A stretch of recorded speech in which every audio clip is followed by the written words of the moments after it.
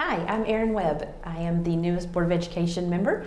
Welcome to Focus on Education for January the 9th. Today we have a wonderful show. I'm on this chair this time, so I get to ask the questions. We have two segments. We have one with Miles Hebrard, and the first segment is with our ASAP of Anderson representatives. So I'd like to introduce you to Alexis Hammond. She is a youth ambassador, and Tribby Kelly, who is also an ambassador for ASAP. A sponsor. A sponsor, okay. And then Stacy Pratt, who is with ASAP of Anderson. So welcome. Thank you guys for joining me today. We're gonna have a good talk. Thank you. So you guys have an initiative going right now with vaping and educating staff and students. Can you tell me more about that and tell me what you do?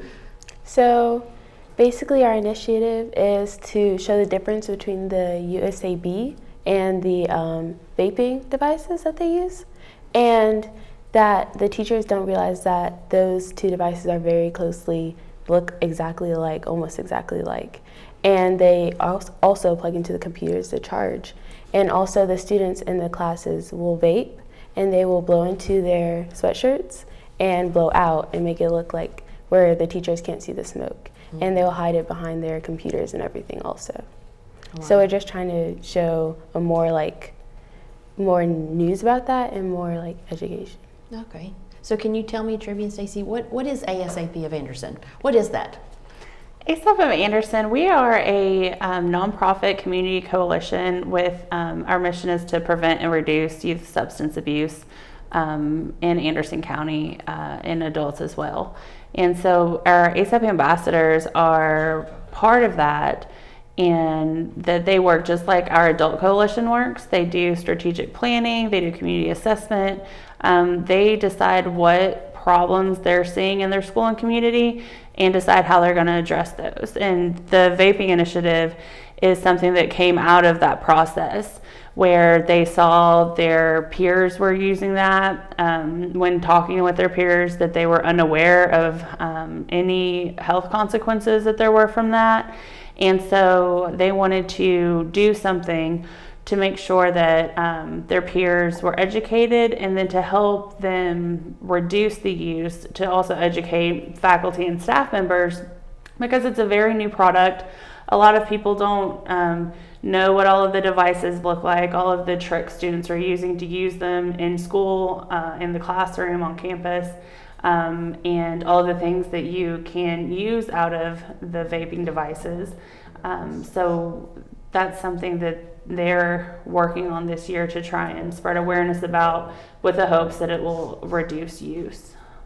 Is that a problem in Oak Ridge, or is that a problem? That's a problem probably worldwide. But yeah.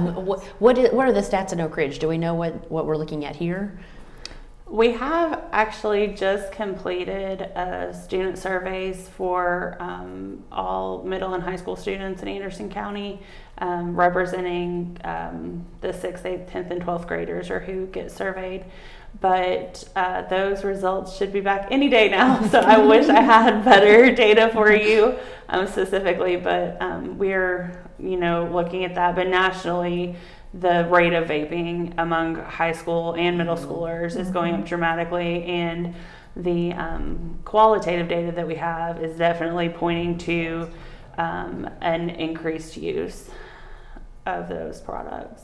Do you think it's just because it's so accessible, or is it popular? And it's we've popular, talked about that the accessibility, and also that people not being educated, thinking that it's a safe way of smoking, but we really don't know what's in there, because the ingredients aren't provided, aren't mandated, and also, unfortunately, there is nicotine a lot of times in other drugs that are mixed in, and if a kid doesn't know that, they could be exposed to that.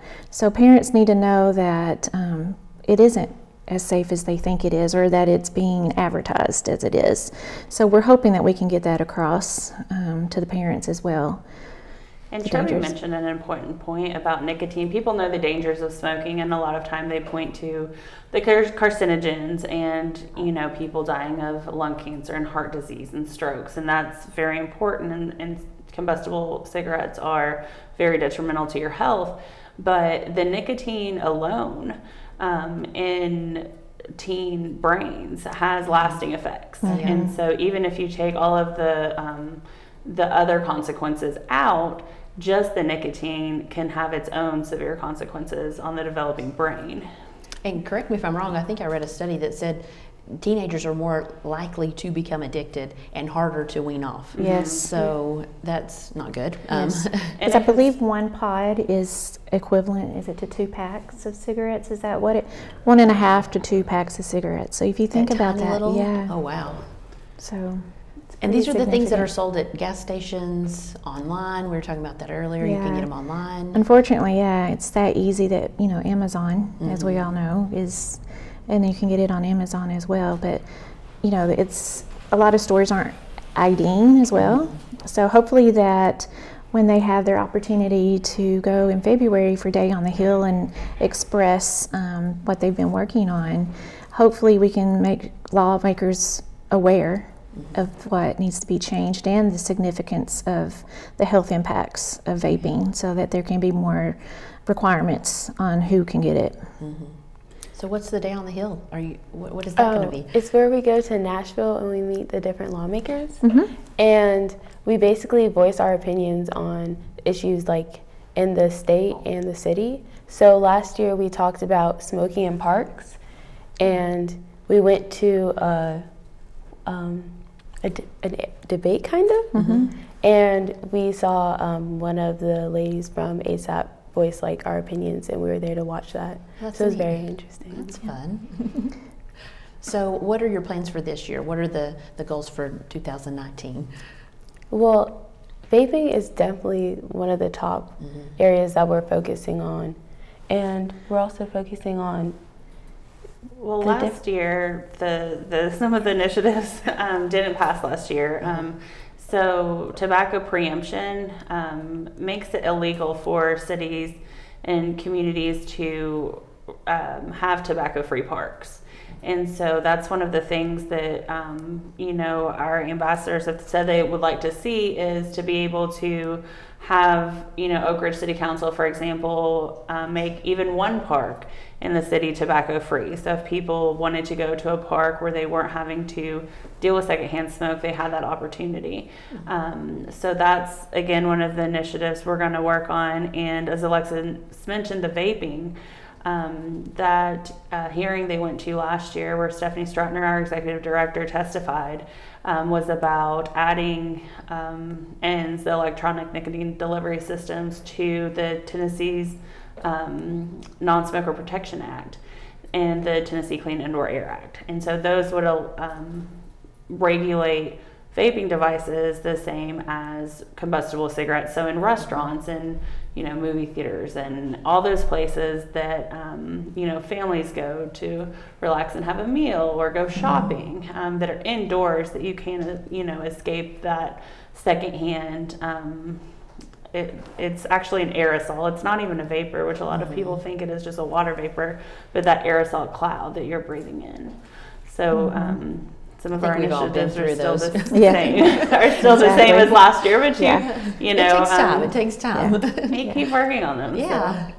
So, they did a great job last year. I know one of the my favorite stories to tell that happened last year was in a meeting with Lieutenant Governor McNally. The students spoke about some of the things they were concerned about, and he said, that's a really good point. I'm going to talk to the governor about that. And we were like, that's amazing. Yeah. And then before we left his office, the governor called his cell phone, and he sat in front of the students and talked to the governor about what they had just mentioned to him. So I think that really showed them that they can make a difference, that their voice, is being heard. We have great representatives in Anderson County, so I think that it's really important that not only our ambassadors, but all of the students know that they can make a difference in their communities. Yeah, absolutely. And that's impressive to have a high school student be concerned for other high school students and other kids. So what should parents look for? Like as a parent, what should I look for? What should other parents look for? What are some warning signs? The warning signs I see in my peers are mostly like where their personality kind of changes, and to where they stop kind of speaking and they start wearing hoodies a lot, and also to where they're kind of like sneaking around. And or if they're hanging in one area a lot of times in the house, that's usually a major sign. Okay. Or like if they're just like changing in general, or it might seem like they're just like growing up, but a lot of the times it's just they're doing that and it's changing and affecting them. What should teachers be looking for? I know you talked about the hoodies and Yes. things like that. And a lot of times it may happen in classes, and usually it's if I think like they should walk around more and like observe the students more, because if they're teaching in the front of the class and we have our laptops out, then usually they can't see what's happening. So I think more like walking around and closely like looking at the students. Okay. And the smells sometimes. They have a lot of different flavors. Yeah. And sometimes those smells can be a clue as well. 'Cause Okay. it's a variety of flavors that you can Have find. to be extra So, snoopy as yeah, adults, yeah. right? Well, I Yeah. think that's fantastic, and I applaud your efforts. And you guys, I know it is. I was reading the statistics, and it said in 2017 the FDA had said that vaping was an epidemic. So that's huge. And I know that it was supposed to be an alternative to smoking, which Unfortunately. yeah, we're finding out, unfortunately, yeah. it's not working out how I think they had planned that. So Right. thank you for all your hard work, and thank you for your voice, and thank you guys for mentoring and leading them and your involvement. And I wish you good luck. And I hope if there's any way that we can help, just let us know. And there's lots of people out there that are probably very interested in being involved too. And if there's Thank any you. students, we have coalitions, the youth ambassadors at all three of the high schools in Anderson County. Okay. So if there's any teens who want to get involved, they can contact us at ASAP. Okay. Or if there's parents who want their teens to get involved, they can call us to get information to give to them. And your website's very easy. It's just ASAPofanderson.com, right? .org. ASAPofanderson.org. All right, well, we're going to go to break. Thank you again for being with me, Thank you. and we'll be back next. Thanks. Is that close enough?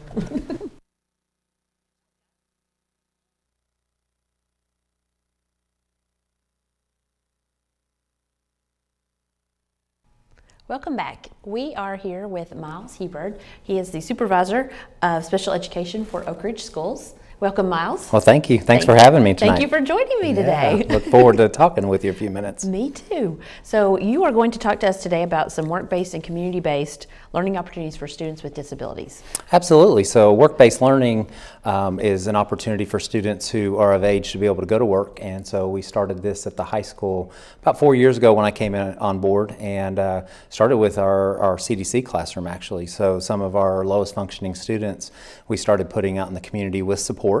And from there, we just started developing other opportunities for students that, whether they get a regular ed diploma, an alternate academic diploma, or just a special ed diploma, have opportunities to go out and learn some skills to be within the workforce so that they could utilize that to become independent one day. Oh, that's great. Yeah, so right now we have just about 30 students between the two programs here at the high school that are involved in work-based learning. We're super excited about that. And so how that works is we have students who we transport to and from work during the day, so it'd be during the school day, and it's just part of their regular schedule, whether it be on a daily basis or once a week. And like I said, just giving opportunities for students with disabilities. There's also work-based learning for students without disabilities, through the CTE program or through other programs here at the high school. But I thought it was a nice avenue to open the door for those students who do have disabilities. And so we're very fortunate and very excited to partner with so many stores and retailers, restaurants, and other agencies in the Oak Ridge community to be able to allow our students access and to be able to learn and use their environments as a learning tool to be able to expand upon whether these kids go on to college, whether they go into the job force, or and hopefully use their skills to become contributing citizens to our area. That's fantastic. So do they do classes here at the high school and then kind of co-op, or is it just a mix of different? So there's a mix. So so we'd have students that a lot of them go out in the afternoon, so they'll do their academics in the morning, and then it's a matter of trying to mobilize all the students in different ways. So there's a logistical challenge with work-based learning, which is super exciting. It's just another opportunity. And so we will transport the students in the vans. We were very fortunate that the state of Tennessee, and we wrote for some grants, and we've been able to get a couple of school vehicles. And so we're able to transport students to and from the workplaces. And then for those that need support, we'll take out a small group of anywhere from 3 to 5 students, and most likely 2 staff members, and just depending on if we're splitting between some of the stores or if we're working in one individual store. But the highlight is when you get to go to some of these stores, some of the grocery stores or some of these retailers, and see these young people working, whether it be stocking shelves, whether it be pulling items off of shelves that have been misplaced. And so, we work in some of those environments, but then you also get to go to somewhere like the animal shelter where you get to see them, and even those little critters there like to be walked and loved on. And so that's always a fun one, for the students to be able to get involved in. But then also baking. We have a student who works with a local bakery here in town, and so she was able to last year be able to bake her first set of cupcakes that somebody was buying. And then we also have one that's in automotive right now and working at one of the car dealerships, because that's a career he is interested in doing. So how work-based learning kind of derived is students, they do an interest inventory to try to find what they're excited about, what they're interested in, what they want to do one day. Whether, for some of these students, they might be able to go on to college or TCAT, but for some of them, it's a matter of just having some skills to be able to go get a job. And so it's interesting just to watch them develop, especially in something they're interested in. Oh yeah, and probably gives them a nice sense of independence. Oh, absolutely, and it builds their self-confidence, Yeah. And they work on their self-appearance. We have a local agency who helps and allows the students to go buy some new clothes at a very discounted rate, so that students can learn too. Your appearance is really important. Showing up each day on time, being present. If you're going to be sick, then you need to call the manager and inform him or her that you're not going to be available that day. So real life opportunities, in that. So is this like an apprenticeship, or do they receive a paycheck right now while they're in school doing this, or is that after they graduate? So after they graduate. It's set up right now for after they graduate, Yeah. but we actually had one young man who had started his work-based learning, and last summer they hired him on for the summer, and because we weren't actually transporting, he's actually driving himself. He was actually getting paid for his work during the summertime. So, but during the year, no, just because it's during school hours, it was just an opportunity to allow them access, give them access to some of the area, businesses in Oak Ridge, and then also we have some that work within the schools to start developing even some of those that aren't ready to go out into the community. We start developing them here, and we have jobs, within the school that they can do. And then once they have mastered that, then we are moving. We're going to be transitioning them out into the community. So you've had good community support then, it sounds like. Oh, absolutely. Good. And I've got a list of the businesses, but there's quite a few, and I'd hate to not name one of them. But and so, like I said, we're in retail, we're in grocery stores, we're in restaurants and bakeries, and we're working at the animal shelter, and we're working at a local church, we're working in the school, and so we try to provide a wide range, because again, students are interested in so much. It's not just, we don't want you just to be able to bag groceries or run a cash register. We have students who are interested in automotive. We have students who are interested in retail or restaurant, those types of things. So we're wanting to give them access. So if they choose to go to college, they may be able to work, or they go into the workforce. Or for some of those that have severe disabilities, if they go on to an agency like an Emory Valley Center, or go to Smyrna to be able to adapt more skills, then we're able to partner with them so that they can continue those lifelong skills and becoming independent. So if somebody sees this and they have a business and they want to become involved, how do they contact you, or how would they do that and say, hey, I want somebody to come work? Yeah, with me? absolutely. They're more than welcome to contact my office, and I will put them in contact with the staff here at the high school. Okay. Rose Molly has been our big advocate for us, and she's a staff member here at Oak Ridge High, and then Katie McLeod is one of the teachers that oversees it. And so, we are trying to develop young leaders, obviously, but more importantly, trying to develop independent, hardworking citizens as young people, so that one day they can, they too are contributing back to our society. And so, yeah, they're more than welcome to reach out. And then, to even get them to the work-based learning opportunity, we have to do the community base. And so that's really the elementary and middle school area. And so we take students with disabilities out into the community to learn and have access to different parts of the community. And where that develops is sometimes you have some families who don't take some students out into the community for whatever reason. There's a variety of reasons, but we will take them out in small groups. So we're actually trying to expose our students at an early age.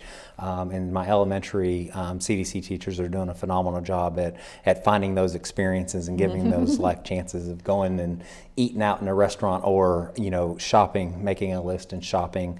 Whether it is they're having a cooking experience inside the classroom, or they're trying to buy gifts for a certain individual, in their family and things like that. So it does start at a young age, and then it culminates into that work-based learning at the end of their school career. And I just find it fascinating. I find it fun to be able to provide these students with opportunities. And good success stories, I'm sure, at the end of the year. Oh, yes, yes. And just to see them from the time they started to now, just seeing, even knowing the one young man,